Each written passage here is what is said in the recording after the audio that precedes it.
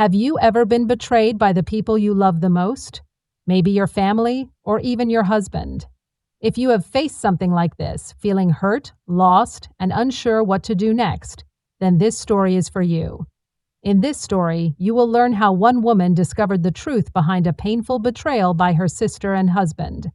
You'll see how she stayed strong, planned carefully, and took control of her life instead of giving up. If you ever face problems like this, feeling betrayed, helpless, or afraid of losing everything, this story will help you understand how to protect yourself, find your inner strength, and fight back in a smart way. So stay with me, because what you're about to hear might change how you see your own struggles and give you hope to overcome them. Let's go start. My sister's lips curled into that recognizable, ruthless smile, and I felt the champagne glass quiver in my grasp. All I could see was her palm resting on her still, flat stomach, and my husband's remorseful eyes averting mine as 30 candles flickered on the cake in front of me. The 40 people I had invited to celebrate my life were silenced when Tammy's voice echoed across my garden before we sang, "Happy Birthday." I have an announcement that will make today even more memorable. I anticipated what would happen. I had been acquainted for 3 weeks, 2 days, and around 16 hours. However, understanding didn't make her words that should have devastated me any less painful.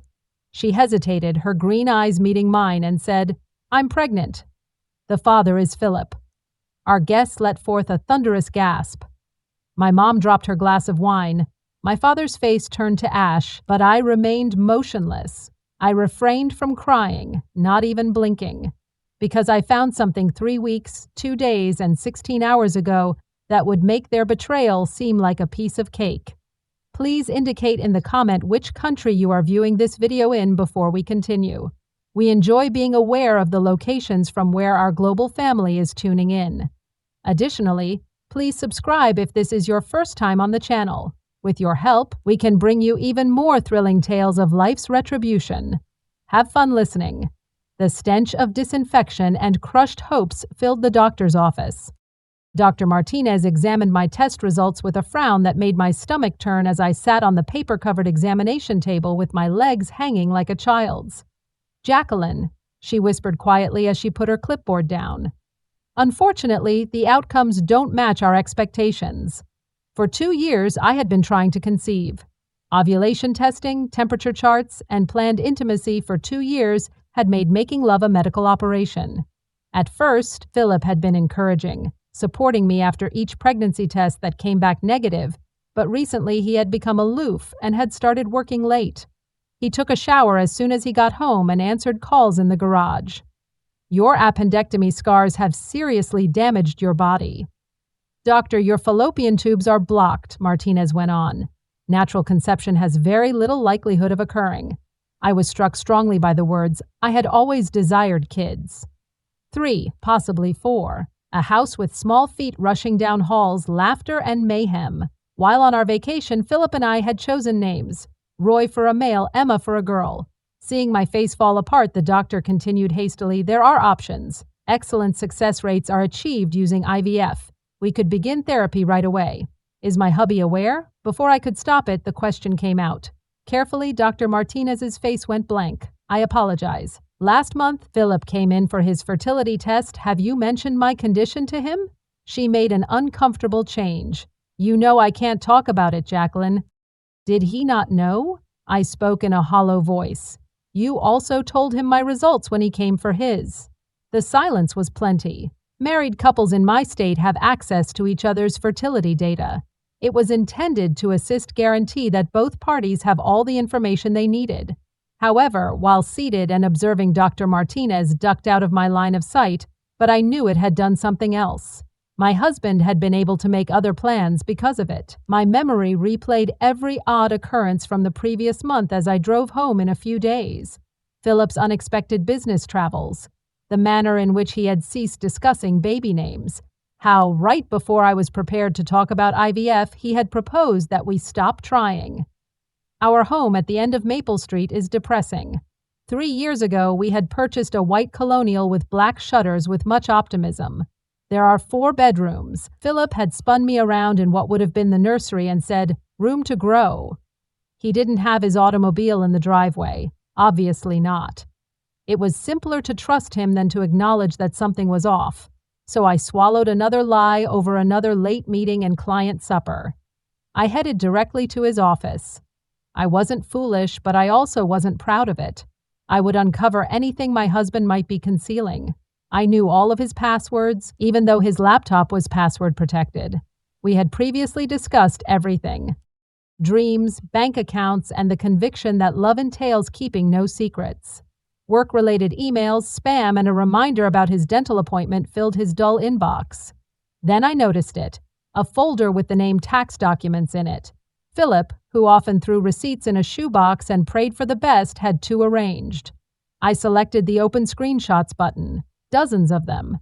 Text messages between Philip and a user named T that are stored on his phone. I'm excited to see you this evening. Tell Jacqueline you're working late, Philip. T did it already. She takes my words at face value. It always has. Philip occasionally feels guilty. She is your sister. T, she is frail. It has always been. I recall our early years. If I took away her toys, she would weep. Nothing has changed, just the toys have grown. Scrolling through months' worth of messages made my hands shake. Plans to address grievances regarding me. Then 3 weeks ago, the T doctor attested to it. I'm expecting a child. Are you certain it's mine, Philip? Don't offend me, T. It's yours, of course. What do we do, Philip? At her birthday celebration, we tell her, T, maximum effect. She will crumble before everyone. After that, you console her and advise a divorce for her own sake. We go public after a good few months of waiting. Excellent. Philip comes across as ruthless. In any case, she is unable to conceive. The test results were shown to you. She can't provide it to you, but I can. You ought to feel thankful. That final message caught my attention until the words became hazy. My younger sister Tammy, whom I had shielded from school bullies. Despite everything, she was family. Therefore, I had given her a loan when she was in between jobs. Using my infertility as an excuse, she had been having an affair with my husband with the intention of making me look foolish. However, the subsequent message was the one that made all the difference. Speaking of gratitude, Philip, did you send the funds? $50,000 in total. As you requested, I have emptied out Mom and Dad's anniversary fund. Until they try to use it, they won't realize it's gone. Well, Philip, by next month, another $30,000 is required. The company is losing money. I will find a solution. Jacqueline's jewels, perhaps. Half of it is never worn by her. You're smart, Philip. I am aware. We'll have it all by this time next year. She will have nothing, including her home and life. My thoughts were racing as I reclined on Philip's leather chair. Their affair was more than that. They intended to steal everything from our parents and me. However, they had committed a critical error. They had misjudged me. For the following 3 days, I pretended to be the ideal wife. Every morning, I bid Philip farewell with a kiss. Every evening, he was asked about his day. Even started an intimate relationship when observing him become enthusiastic while presumably considering my sister. I collected evidence in the interim. It was easy to prove the affair. Meeting at the same hotel every weekend, they had been careless. The receptionist recalled them. She had shown me the registration logs and commented, "What a sweet couple, but always pay in cash. A little strange." It was more difficult to steal. I discovered the trail, but Tammy had been cautious, transferring funds in tiny amounts. Our parents' accounts were transferred to hers, and subsequently to Philip's failing company. $60,000 spread out over 6 months, their whole retirement assets on their global cruise commemorating their 40th anniversary. I first engaged a private investigator, then a forensic accountant, and finally a lawyer. Not for a divorce, not quite yet. I was thinking of something better. What do you wish to do? Janet Dean, my attorney, gazed at me from the other side of her mahogany desk. I wish to put all of my possessions into a trust. Everything except joint accounts with Philip, including the house, investments, and my grandmother's legacy. I'm not interested in getting a divorce, Jacqueline. Not quite yet. All I want is to keep what is mine safe. She looked at me for a while. Isn't this about more than just protection? I grinned. On my face it felt strange. In 2 weeks it will be my birthday. It's going to be unforgettable, I think. It takes a certain type of strength to throw a celebration when everything else is coming apart. Or perhaps it's insanity. I was no longer able to distinguish between the two. I invited 40 people. Friends, family, Philip's business associates, and even his mother, who had never been fond of me but valued appearances over the truth. Philip observed that I was handling envelopes at the kitchen table and remarked, "Quite the guest list." "Do you think that's a bit much for 30? I said without looking up, "I only turned 30 once. Everyone should be there." My head was kissed by him. It felt like betrayal from his lips. The following day, Tammy gave a call. "Do you need assistance organizing a party? I'm good at that stuff, you know." I added warmth to my voice and said, "That would be fantastic. In fact, would you be able to visit on Saturday? Let's review the menu." She came with my scent on. I believed I had lost the bottle. In the chair she had used to share innumerable meals and assist me in organizing the party where she planned to ruin me. She sat at my kitchen table. I spread out my notes and added, "I'm thinking cocktails in the garden." "Dinner on the patio follows." "Excellent." She concurred. "Oh, and I may have a small announcement to make, Jacqueline. Not much, just a little bit to spice up the festivities." I made an effort to keep my face neutral. How enigmatic. I hope it's good news. She had a glass-sharp smile. "The finest. Changed your life, you might say." We talked about wine pairings and canapes for 2 hours. She proposed a toast with champagne. For the birthday toast, everyone ought to have a glass. It's champagne, I concurred. "The excellent stuff. This only occurs once." I contacted my private investigator after she left. "Have you received it?" I inquired. He affirmed everything.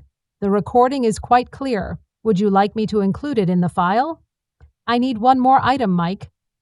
Philip was in bed with me when I woke up on my 30th birthday, bringing me breakfast. Strawberry pancakes, my favorite. He had prepared the same dinner the morning following our wedding. He placed the tray on my lap and said, "Happy birthday, beautiful." This was not necessary for you to accomplish. I started eating the pancakes. They had a sawdust flavor. I did, of course. "Today is a significant day." He watched me eat while perched on the edge of the bed. "I want you to know that I will always love you, Jacqueline, even if I realize that the baby stuff has been challenging." It nearly made me giggle. Instead, I nearly told him everything. I grinned. "I also adore you." An hour later, he set out on 4 errands. He was meeting Tammy, and I knew it. Before their big unveiling, one final planning session. I spent the time getting ready on my own. At 4, the caterers showed up. The backyard had changed by the age of 5, trees with fairy lights, white linen-draped tables. I had prepared my own name cards for 40 play scenarios. Tammy was put next to our parents by me. At my right hand is Philip. They were all right where I needed them. The crimson outfit was mine. The one Philip had purchased for me on our first anniversary while we were in Paris. The one that gave me a sense of strength, beauty, and indestructibility. At 6, guests started to arrive. My smile seemed like it was plastered on as I welcomed each one. My parents appear to be older than 60.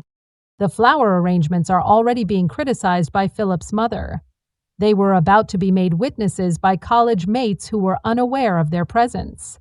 At 6:30, Tammy showed there in a flowing green dress that accentuated her small waist. No pregnancy symptoms as of yet. Only the radiance of a lady who believed she had won. She gave me a cheek kiss and added, "You look fantastic." "You do too," dazzling in a positive way. I gave her hand a squeeze. "Thank you so much for being here." Philip apologized for being late and showed there at 7. He said it was an emergency at work. Tammy's lipstick was smudged over his collar. I acted as though I was unaware. The dinner was excellent. Roasted veggies, salmon with dill sauce, and talk that flows as easily as the wine. I watched the characters in my life play their roles while seated at the head of the table. My mother related embarrassing tales from her early years. My dad was a bad joker. Friends talked about their time in college. Beneath the table, Philip's palm found mine and squeezed lightly. I felt his wedding ring as I pressed back. I vowed to love, respect, and treasure the one I'd placed on his finger. The honor part had slipped his mind. Tammy stood tapping her fork against her champagne glass while the servers cleaned away the dinner plates. Like a razor, the sound sliced through discourse. She started, her voice echoing across the yard before we brought out the cake. I want to share something. It has an impact on our entire family." There was silence in the yard. 40 sets of eyes looked at her. Philip gripped my hand tightly. "Jacqueline and I have always been close, as you are all aware. We've shared everything, sisters, best friends." Tammy's smile was performance art. Some of them laughed. My mother smiled, perhaps recalling our shared bedrooms and matching Easter costumes, so I know she will be pleased for me when I tell everyone I'm expecting. It was a dramatic pause. Practiced. She raised her hand for silence after letting the congrats start. "The father is Philip." The next moment was utter quiet. The humming of fairy lights was audible. 3 homes away, there is a dog barking. The sudden intake of breath from my mother. With her eyes meeting mine, Tammy declared, "We're family now," nearer than before. I sensed that 40 sets of eyes were watching me, waiting for me to cry or break like the wine glass my mother had dropped. I stood instead. "Well," I answered in a firm voice, "this is undoubtedly a memorable birthday." I grabbed my glass of champagne. Tammy had made sure it was full with such consideration. I should toast, I suppose. I glanced around the table at faces that were twisted with surprise, horror, bewilderment, sympathy, family, and truth. Jacqueline Philip began to get out of his chair a little. "Take a seat, sweetheart." I sounded like sweet poison. "This is something you should hear." He went back down. Tammy's victorious grin faltered. "The weird thing about surprises, you know?" I swirled the champagne and went on. "They are only unexpected if you don't anticipate them. Sometimes, though, you may see them from a great distance if you pay attention." I took out my phone from within my purse. For example, I found something unexpected at Philip's office 3 weeks ago. To view the screenshots, I swiped late messages he sent to a person he called T. "Tammy, would you like me to read some? They are quite enlightening." "Tammy didn't start this, Jacqueline. It's my turn, sister." I gave her a smile. She had given me the same smile. "We'll see. This one is good. In any case, she is unable to conceive. The test results were shown to you. She can't provide it to you, but I can." The crowd echoed with gasps. My mom's face turned pale. "Or this one," I went on. "We'll have it all by this time next year. She will have nothing, including her life, her home, and her spouse." Philip objected. "You're taking things out of context." "Am I?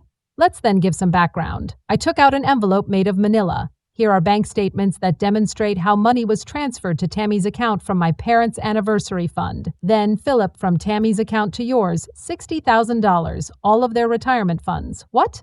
My father stood with a furious purple face. "Oh, it improves." I took out a second envelope. Receipts from hotels. For 6 months, every weekend, made a cash payment. The Marriott downtown, room 237. She receives greetings from the desk clerk. "She thought you two were a very cute couple, by the way."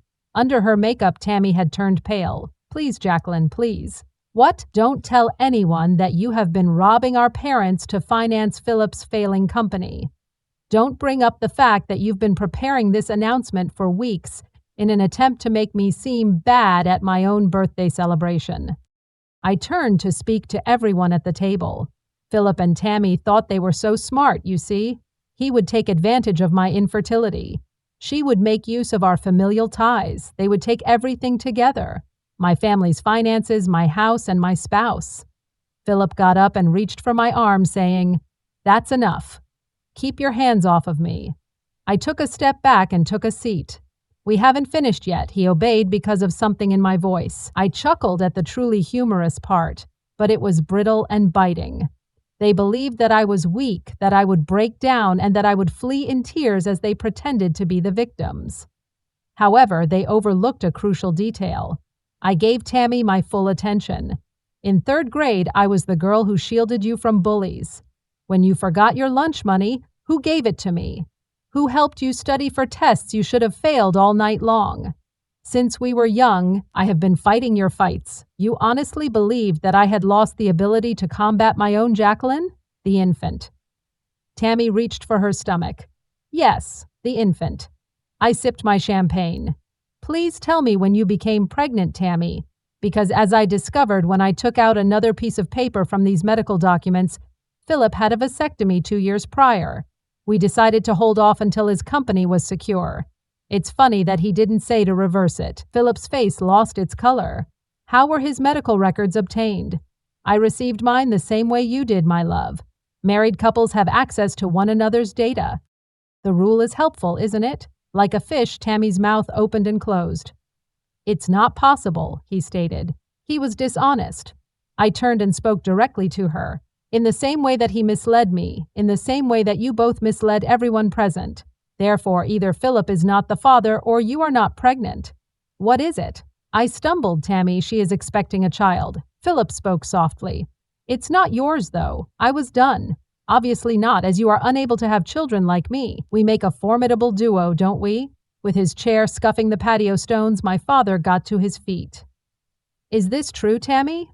Now her mascara was streaming down her face in black torrents as she sobbed. I can explain, Daddy. Were you a thief? The sound of my mother's voice was hardly audible. Philip came up with the idea. Tammy exploded. We needed the money, he said. Jacqueline would never be aware of it. Once we were together, that is? Once you two were together? I chuckled once more. Tammy, oh, did you truly believe he loved you? Philip is the only person Philip loves. In the same way that he used me, he was using you. I took the last envelope out. This report is about forensic accounting. It demonstrates that Philip's company is doing more than just failing. From the beginning, it has been fraudulent. He has been transferring customer investments into offshore accounts in order to launder money. Now Philip's business associates were standing. The phones are already out. This will be of great interest to the FBI. I went on. Indeed, they are already. By the way, Agent Dean offers his respects. For months he has been constructing a case. Just required a bit more proof, evidence that you so kindly supplied by robbing my parents. You put us in, Philip said. No, I gave a headshake. You guys set yourself up. I simply ensured that you would fall in the correct way. In the distance, sirens blasted, getting closer. They'll be them now, I see. I looked at my watch, exactly on schedule. They desired to hold off until after supper, I demanded. It appeared to be merely courteous. Please, Jacqueline. Once more, Philip reached for me. We can resolve this. I cherish you. She has no significance. Hello, Tammy let out a cry. Do you adore me? I moved away from his outstretched hands. You slept with my sister because you love me so much. You were going to take everything and leave me with nothing, and you betrayed me by using my inability to have children as an excuse. With automobile doors slamming and footprints on the sidewalk, the sirens were now in front of the home. Are you curious about the best part? I shouted over the commotion. I moved all of my assets 3 days ago. The investments, the house, everything. Everything is in an untouchable trust. Except for half of the debt from your failing business, you will receive nothing in the divorce. FBI, don't move. With their badges gleaming in the fairy lights, agents poured into the garden. A tall, good-looking man named Agent Dean came to our table. He said, Philip Mitchell, you've been arrested for theft, money laundering, and wire fraud, Tammy Harper. Philip gave me a desperate look as they cuffed him. Baby Jacqueline, Tammy's child. It need a father. I glanced at my chained, mascara-streaked sister. Really, Tammy, whose baby is that?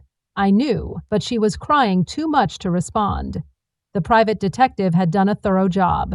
She was shown in pictures with her personal trainer, whom she had been dating before to her affair with Philip. As they escorted Philip away, I reassured him. Tyler will definitely step up. He appears to be a stand-up comedian, far superior to you. There was turmoil at the end of the celebration, visitors running away. My folks are shocked. Agent Dean had to show Philip's mother the proof before she could stop yelling about lawsuits and lying. I felt hollow as I stood in my shattered celebration, the fairy lights still sparkling. It's hollow, not depressed or joyful, Jacqueline. I looked in my mother's direction. She was crying uncontrollably. I apologized. I needed them to believe they had won before I could tell you about the money. I wanted them to become arrogant and make mistakes. Oh dear, she drew me into an embrace. The money isn't causing me any tears. I'm in tears for you. What you've endured, what you've had to endure by yourself. I lied, but I'm all right. No, she drew away and cupped my cheek. You're not. However, you will be. My dad came over and put his arms around us both. It isn't about the money.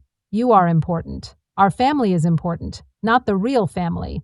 He was unable to even pronounce Tammy's name. My real friends came up one by one with hugs, encouragement, and support. Bethany, my roommate from college, poured me a brand new glass of champagne. She raised her glass and exclaimed, "To the strongest woman I know." "To fresh starts," I retorted. As the final police vehicle drove away, bringing my sister and husband to face punishment, we drank.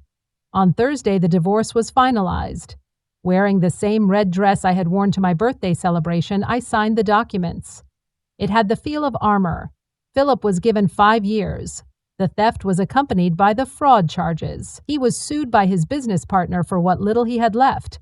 He didn't look well in prison orange. Tammy was placed on probation for 18 months. Pregnancy prevented her from getting worse. While on bond, she gave birth to the child, a boy. As I had anticipated, Tyler took the initiative. To start afresh, they relocated to Oregon. She and I haven't communicated since the trial. My parents took their anniversary cruise with the money they got back. From every port, they dispatched postcards. All of them said, "Wish you were here. I love you more than words can express." The Maple Street residence was sold by me. There are too many ghosts, too many of the rooms I had seen kids occupying. It's a smaller apartment now, a metropolitan apartment with 2 bedrooms and east-facing windows. Now, rather than memories, I wake up to sunlight. I began going to therapy. Dr. Kim is understanding of my problems with trust, my propensity to look at others' phones, and my suspicion that people are lying. In our most recent session, she stated that betrayal transforms us. However, it need not define us. I'm making an effort to believe her. On a Monday, it arrived. I recognized the handwriting, but there was no return address. "I know I have no right to call you Jacqueline. You're doing fine, according to Mom, that you're receiving treatment, that you're recovering. I need you to know something, which is why I'm writing. Not for pardon, I'm not worthy of that, but for the truth.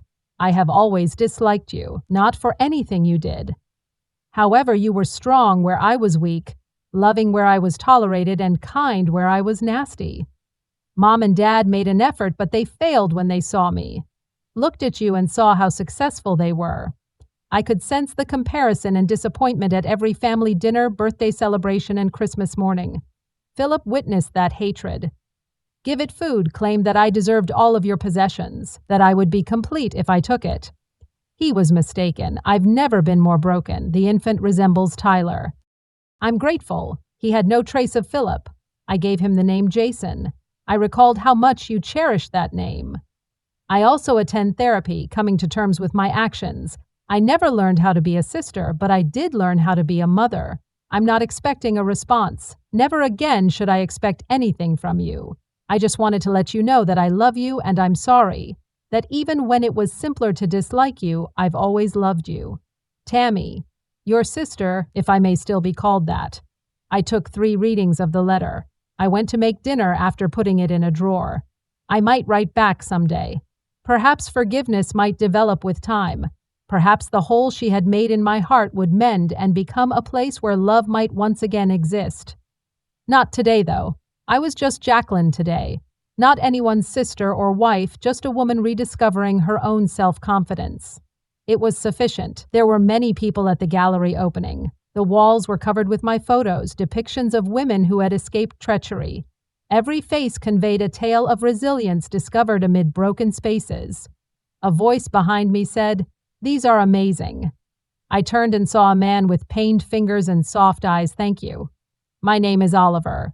Next door is my studio. I've been meaning to say hello. We discussed art, light, and shadow, and expressing the truth in painful situations. He didn't inquire as to why my artist bio focused on inner growth rather than family or my wedding band tan line. He later assisted me in cleaning up as the gathering dispersed. Kindness at no cost, with no agenda or expectations. "Have some coffee?" As we locked up, he inquired. "Just talk, just coffee." I nearly declined. I nearly withdrew to my quiet, safe life. Rather, I grinned, a genuine grin. The first in a long time. That would be nice. We talked about everything and nothing as we strolled into the night. For the first time since I turned 30, I felt possibility rather than anguish as the city lights faded into stars. My favorite picture was illuminated by the street light behind us in the gallery window. Half light, half shadow on a woman's face. Eyes that dared to hope despite having witnessed too much. "Self-portrait after the storm" was the title card's text. It was the most accurate thing I had ever made.